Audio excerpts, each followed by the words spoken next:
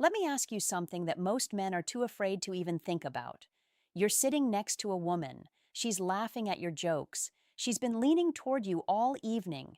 And then, in one natural moment, you reach over and touch her arm. She doesn't pull away. Now, here's the question. Do you know what that actually means? Not what you hope it means. Not what your ego tells you it means. What it actually means at a neurological, psychological, and biological level. Because I'm willing to bet that 95% of men watching this right now have completely misread that signal at least once in their lives. And that misreading cost them either a connection they could have had, or worse, a situation they should have avoided entirely. Today, I'm going to give you something that took me years of research, dozens of conversations with behavioral psychologists, and frankly, painful personal experience to put together. This is the complete science of female touch psychology, not pickup artist nonsense, not alpha male Instagram wisdom. Actual, peer-reviewed, evidence-based understanding of what happens in a woman's brain and body when you touch her, when she lets you, and when her reaction tells you something, her words never will. And I'm going to end this video with the one area of a woman's body where her reaction, not just her permission, but her reaction, is the most honest signal her nervous system can produce. When you understand what I'm about to show you, you will never misread a woman's signals the same way again. Stay with me because we're going to go deep today. And I mean genuinely deep, not just here are 5 zones deep. I mean neurochemistry, attachment science, evolutionary biology, and real human psychology deep. Hit that like button right now if you're ready for the real thing. And subscribe because what I'm releasing next week is going to be even more powerful than this. Let's go. Why touch is the language. Most men are illiterate. Before we get to the map, you need to understand something fundamental about how human beings actually work, because everything I'm about to tell you is useless unless you understand the foundation. The human skin is the largest sensory organ in the body. It contains roughly 45 miles of nerve fibers, and it has a direct communication line to the oldest, most primal part of your brain, the part that decides in milliseconds whether something in your environment is safe or dangerous, warm or cold, real or fake. Now here's what makes this relevant for us today. Researchers at the University of California, Berkeley, conducted a study where they asked strangers to communicate emotions to each other using only touch on the arm. No words, no facial expressions, just touch. The results were extraordinary. Participants could accurately identify emotions like love, gratitude, sympathy, anger, fear, and disgust at rates far exceeding chance. Some emotions were identified correctly up to 78% of the time from touch alone. Think about what that means. Human beings have a biological system that reads emotional truth through physical contact. And here's the critical detail from that study. Women demonstrated significantly higher accuracy in reading emotional content through touch than men did. This is not a cultural thing. This is neurological. Women have on average approximately 34% more nerve fibers per square centimeter of skin than men do. This is documented in dermatological research. Their sensory nervous system is literally more finely tuned to pick up information through touch. What does this mean practically? It means that when you touch a woman, she is receiving more data from that contact than you are. She is not just feeling pressure. She is reading your confidence level, your anxiety, your intention, your emotional state, and whether or not you are in alignment between what you're projecting and what you're actually feeling. All of this happens below conscious awareness. Her body reads you before her mind has time to form a judgment. This is why nervous touching backfires. This is why the guy who goes for it with shaking hands gets rejected even if the woman was interested. Her skin told her something her eyes hadn't confirmed yet. And this is why understanding the map of trust zones isn't about knowing where to touch. It's about understanding what each zone represents in her psychological architecture, so that you can honor that architecture instead of crashing through it like a drunk tourist. The 7 zones, a complete psychological map. Now, I want to introduce a concept that I think completely reframes the way men should think about physical contact with women. I call it the trust architecture. Imagine her body not as a physical object, but as a structure made of emotional rooms. Each room has a door. Each door requires a key. The keys are not physical, they're psychological. They're made of trust, safety, respect, and time. And here's the critical rule of the trust architecture. You cannot pick these locks. You can only earn them. The moment you try to force a door, every other door in the building locks automatically. Her nervous system goes into defensive mode, and it takes a significant amount of trust rebuilding to reopen even the rooms you had access to before. Let's go through each zone. Zone 1, shoulders and upper arms. This is the lobby of the building, public space, social space. When she allows contact here, she's telling you that you have passed the most basic threat assessment. You are not a predator in her nervous system's evaluation. You exist in her social circle as a non-threatening presence. Do not, and I want to be very clear about this, do not interpret Zone 1 access as attraction. I've seen men make this mistake repeatedly. She let you touch her shoulder at the bar. Clearly, she's into you. No. She let you touch her shoulder because you seem like a normal, safe human being, which, by the way, is a lower bar than most men realize. Zone 1 access gives you permission to continue. Nothing more. It's the opening statement, not the verdict. Zone 2, forearms and hands. This is where something genuinely interesting begins to happen. The forearm is a transitional zone. It's more personally owned than the shoulder. When a woman allows sustained, intentional contact on her forearm, she's beginning to grant social intimacy, not romantic intimacy necessarily, but genuine personal closeness. The hand is a different matter entirely. Hands are our primary tools of expression and connection with the world. When you hold someone's hand, you're asking them to let go of their independent movement through the world for a moment and synchronize with you. That's not a small thing. Pay attention to how she holds your hand if she does. Does she hold with equal pressure? Does she initiate? Does she trace her thumb along yours? These are active signs of engagement. Does she hold limply, like she's just not pulling away? That's tolerance, not connection. The difference matters enormously. The wrist deserves specific attention here. The inner wrist is one of the most sensitive and emotionally significant areas of the human body. The skin is thin, major arteries run close to the surface, pulse is detectable. When a woman exposes her inner wrist to you, either by holding her hand palm up or by not pulling away when you touch there, she is exposing something biologically vulnerable. That is a significant act of physical trust, regardless of romantic context. Zone 3, the waist and lower back. We've now entered what I call the inner circle of the trust architecture. These are rooms that require earned keys. The waist and lower back are zones of physical leadership. When a man places his hand on the small of a woman's back, he is in a very ancient biological sense, offering guidance and protection through space. He is saying, I'm here, I'm present, I will navigate this environment with you. Here's what's psychologically significant about this zone specifically. She cannot see it. The lower back is outside her visual field. She cannot monitor what's happening there. She has to trust that what's behind her is safe. This means her nervous system does something fascinating. It runs an extremely rapid threat assessment based entirely on her existing evaluation of you. All the data she's collected about your character, your consistency, your emotional honesty, gets processed in milliseconds to determine whether allowing that touch feels safe or threatening. When she leans into your hand on her lower back instead of stiffening or shifting away, she's not just accepting your presence, she is physically confirming that her threat assessment came back clear. That is an unconscious vote of confidence in who you are. Zone 4, the neck. We are now in what I'd call the sacred inner chamber of the trust architecture. Very few people have keys to this room. Family, long-term partners, those who have earned profound levels of trust. The neck contains the carotid arteries. It is physically the most biologically vulnerable area of the human body.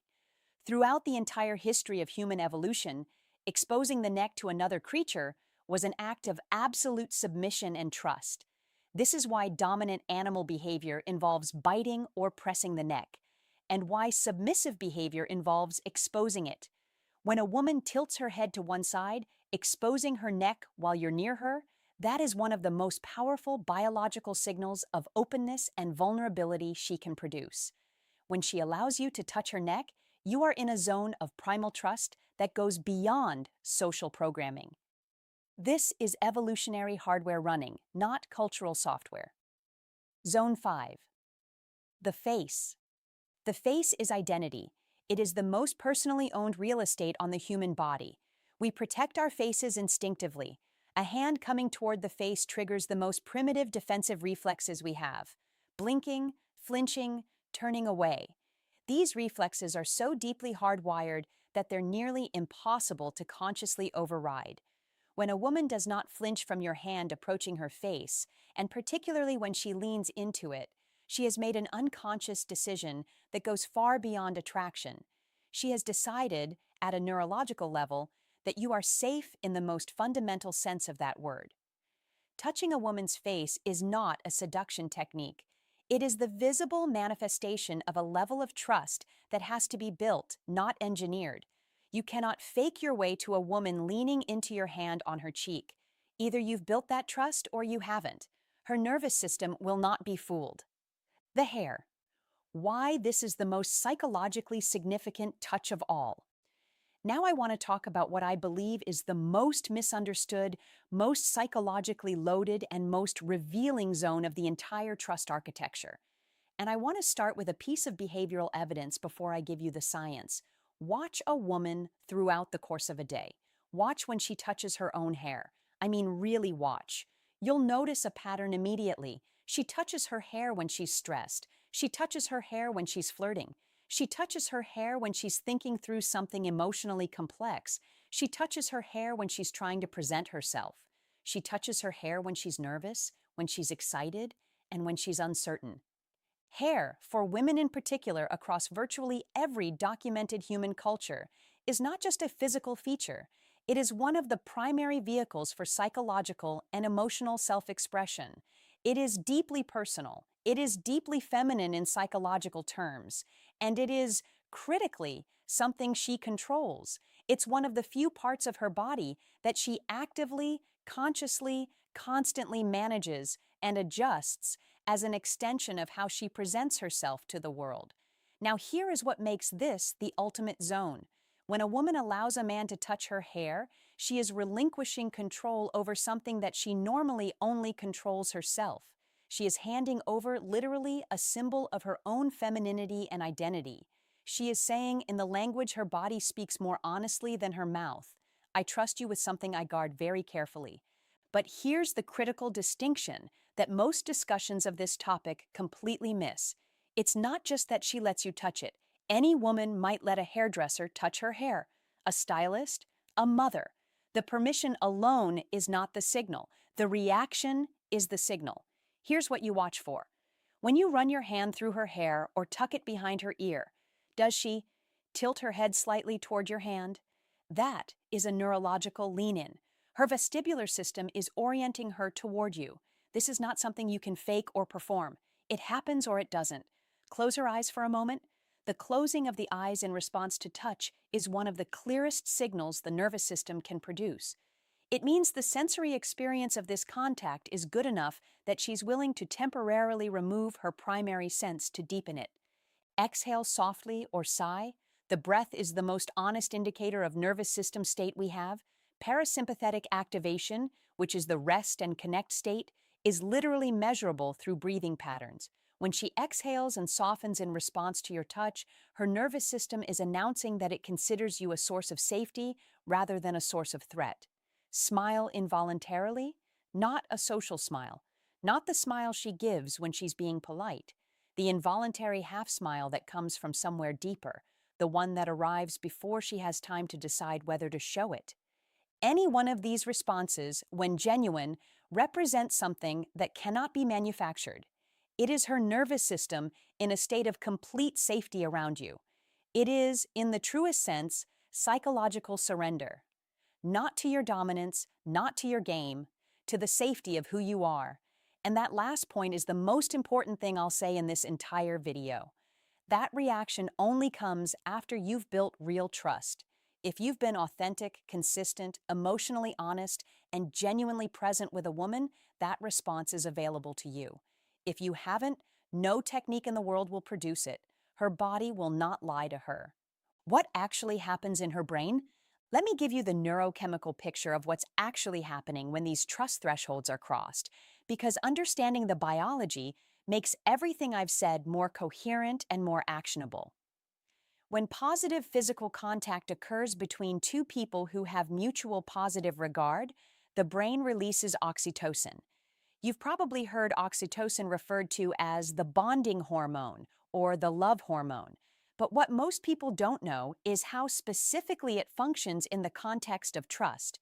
Research from the University of Zurich, particularly the work of Ernst Fehr and colleagues, has shown that oxytocin doesn't just make people feel warm and connected, it specifically increases the willingness to take social risks.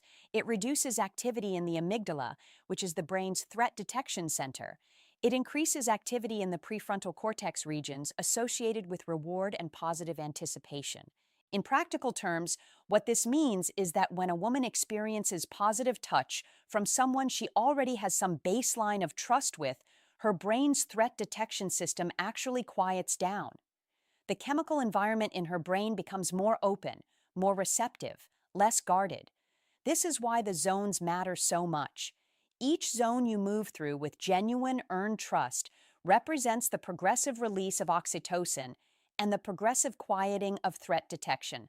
By the time you reach the hair zone and she responds with those signals I described, her brain is in a neurochemical state that is genuinely different from where it started. But here's the dark side of oxytocin that almost no one talks about in this context. Research from the same field shows that oxytocin is highly context sensitive. It doesn't universally increase trust. It increases trust specifically toward the person or people she already feels positively toward, while simultaneously increasing her defensive response toward those she doesn't. Oxytocin essentially amplifies the direction her nervous system was already pointing. What this means for you is profound and sobering. If you have built genuine trust, physical contact releases oxytocin, which increases trust and openness in a positive feedback loop. But if you have not built that trust, if you're touching in a context of manipulation, performance, or unearned access, her nervous system doesn't just remain neutral. It becomes more attuned to the threat you represent. She becomes more vigilant, more guarded, and more likely to move away from you. There is no chemical trick that bypasses this. The research is clear. Authenticity is the only pathway. What destroys the architecture? I want to spend a few minutes on the mistakes because understanding what breaks the trust architecture is as important as understanding how it works. Mistake 1. Misreading Zone 1 for Zone 4. This is the most common and most damaging error. A man gets Zone 1 access, the shoulder, the arm, the casual physical comfort of early social interaction, and he interprets it as having reached a level of trust he hasn't earned. He escalates too quickly. He reaches for her face when she's only opened her lobby door. Her nervous system registers this as a boundary violation, even if his intention was positive, and every door in the building closes. The fix. Treat each zone as information about where you are in the trust-building process, not as permission to skip ahead. Mistake 2. Technical touching. There is a version of physical contact that comes from technique rather than presence. Men who have read too many How to Touch Women guides often display this. The touch is positioned correctly, the timing seems right, but something is off. She can't name it, but her skin can read it. The touch is calculated, not genuine. It comes from a place of trying to produce a result rather than genuine connection. Her nervous system detects this incongruence. The signal her skin sends to her brain is something doesn't match. This is actually more unsettling than simple physical clumsiness because it suggests deception at a level below conscious communication. The fix. Touch when you genuinely feel moved to connect, not when you've decided it's time to touch. Presence first. Technique is irrelevant when presence is real. Mistake. 3. Ignoring the pauses. Physical connection has a rhythm. It has moments of contact and moments of space. Men who are anxious about physical connection often either avoid touch entirely or, once they get positive response, maintain constant contact as if afraid that releasing will lose what they've gained. This is suffocating. It removes the space that makes touch meaningful. Contrast is what makes anything feel significant. The moment of reaching and touching is only powerful because it follows a moment of not touching. The fix: let there be space. The reaches matter more when they follow gaps. And what she's actually telling you through her body. Let me tie this all together by giving you a framework for reading physical signals in real time. The question you should always be asking is not, did she allow this touch? The question is, how did her nervous system respond to this touch? Because the response is where the honest information lives. There are three possible nervous system responses to physical contact. Response 1: activation toward you. She leans in, she moves closer. She maintains or increases physical proximity after the touch ends. Her body orients toward yours. These are signals of approach motivation in the nervous system. Her threat detector is quiet. Her reward system is active. She is, in measurable neurological terms, interested in more contact with you. Response 2: neutral tolerance. She doesn't lean in, but she doesn't pull away. Her body remains still or slightly stiff. She continues the conversation without acknowledgement of the touch either way. This is not enthusiasm. This is polite social tolerance. It means you are not threatening, but you are also not desired in that moment. Treat this as information. You're in the lobby, and the lobby is as far as you've earned so far. Response 3: activation away from you. Any movement that creates distance, a slight shift back, a micro-tension in the muscles under your hand, a subject change that coincidentally involves her moving. These are retreat signals. Her nervous system has registered something and decided more distance is preferable. This is critically important information. It is not rejection of you as a person necessarily, but it is a clear communication that this touch in this moment was not welcome. The men who develop genuinely strong connections with women are the ones who can read all three of these responses accurately and respond appropriately to each. When you get approach activation, you continue being present. When you get neutral tolerance, you don't escalate, but you continue building trust. When you get retreat signals, you give space gracefully and without making it a statement about her. This responsiveness, the ability to read and respond to her body's honest communication, is ironically one of the most powerfully attractive qualities a man can demonstrate. Because what it communicates is that you are present enough to notice and secure enough to respond without ego. That combination is rare, and her nervous system recognizes its rarity. Here's what I want you to walk away with today. Physical contact is not a tool you deploy. It is a language you speak, and like any language, the only way to speak it fluently is to understand it genuinely, not to memorize phrases from a script. The trust architecture I described today exists in every genuine human relationship. It exists between friends, between family members, between long-term partners.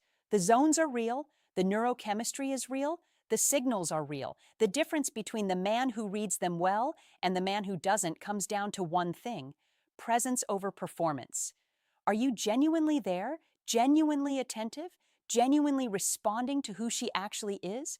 Or are you running a script, checking boxes, looking for signals that confirm what you already want to believe? Her body will always tell you the truth: the hair touch, the head tilt, the closed eyes, the soft exhale. These aren't tricks to manufacture. They're gifts that arrive when you've been real enough to deserve them. Learn to read the language, not to exploit it, but to honor it. Because the woman who tilts her head into your hand and closes her eyes has given you something genuinely precious. She has told you in the most honest language available to her that you have made her feel safe. That is worth more than anything any seduction guide could ever offer you. If this video gave you a genuinely new perspective, smash the like button and tell me in the comments, which zone insight surprised you most? I read every comment. Subscribe and hit the bell because next week I'm going in even deeper. I'm going to break down the 7 involuntary micro-expressions women make when they're attracted to someone and trying to hide it, including the one facial signal that appears in the first 200 milliseconds of seeing someone they're drawn to.